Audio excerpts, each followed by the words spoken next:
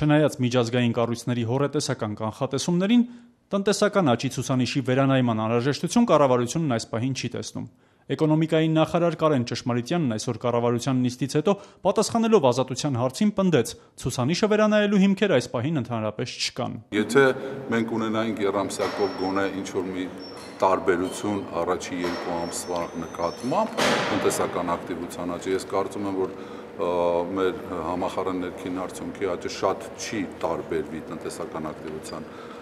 ցուցանիշից, որովհետև դրանք ընդհանրապես համադրելի են, դա կախված է արդեն մնացած կոմպոնենտների անելուց գումարելուց, այսինքն դա մեծ ազդեցություն։ Իսկ 4.1 ուժի մեջ է, ես կարծում եմ այո։ Մինչդեռ մեկ ամիս առաջ նույն նախարարը չէր բացառել, որ կառավարությունը կարող է վերանայել այս տարվա տնտեսական աճի կանխատեսումը։ Պետք է նայենք իրավիճակին, այսինքն ելնելով կայունության այն մակարդակից, երբ մեր տնտեսվարողները կկարողանան իրենց արտահանման ծավալները կոմպենսացնել հետագա գործողություններում։ Կարծում եմ, որ 1-2 ամսում լրիվ հստակություն կլինի, ասել էր Ճշմարիտյանը։ Այս տարի հիշեցնենք, կառավարությունն ակնկալում է 4.1% տնտեսական աճ։ Մինչդեռ Արժույթի միջազգային հիմնադրամը մոտ 10 օր առաջ հրապարակած զեկույցում նշել էր, որ Հայաստանն այս տարի կունենա 1% տնտեսական անկում։ Բացասական են կանխատեսումները նաև Եվրասիական տնտեսական միության անդամ Ռուսաստանի ու Բելարուսի վերաբերյալ։ Տնտեսագետ Վիլեն Խաչատրյանի կարծիքով, այս ամենը հաշվի առնելով կառավարությունն այնուամենայնիվ պետք է վերանայի տնտեսական աճի ցուցանիշը։ Զարգացումները տանում են նրան, որ բացասական միտումները բավականին շատ են։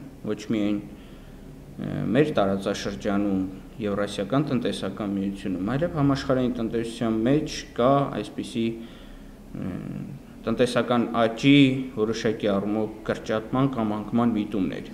Իսկ դա ոչ այլ ինչ է ենթադրում, որ պետք է վերանայվեն։ Էկոնոմիկայի նախարար Կարեն Ճշմարիտյանի համոզմամբ միջազգային այդ կառույցներն իրենց գնահատականներում ընդամենը ավելի զգուշավոր են եւ նրանց զեկույցները միշտ չէ որ արտացոլում են տնտեսության իրական պատկերը։ Դա վատ չէ։ Վատ է միայն մեկ առումով, որ եւ արդեն մեր ներդրողներն էլ սովորել են դրան, որովհետեւ գիտեն, որ միջազգային կազմակերպությունները մի քիչ ավելի զգուշավոր են, իրենք իրենց ուղղումները անում են,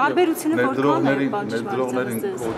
կոչ եմ անում, որպեսզի իրենք արդեն սովորել են, բայց իրական հատվածին նայեն ու այն հնարավոր ոլորտներին, որտեղ որ կարող են շահարկել։ Այսինքն այստեղ ոչ թե մեղադրելու, այլ պարզապես մեթոդոլոգիայի տարբերություն կա։ Նախարարը միաժամանակ ընդունում է, որ այդ գնահատականները բացասաբար են ազդում հատկապես ներդրումների վրա։ Չէ՞, պատկերացրեք դուք պոտենցիալ ներդրող եք, մտածում եք, որ այսօր այս ուղղությամբ որևէ աշխատանք կազմակերպեք եւ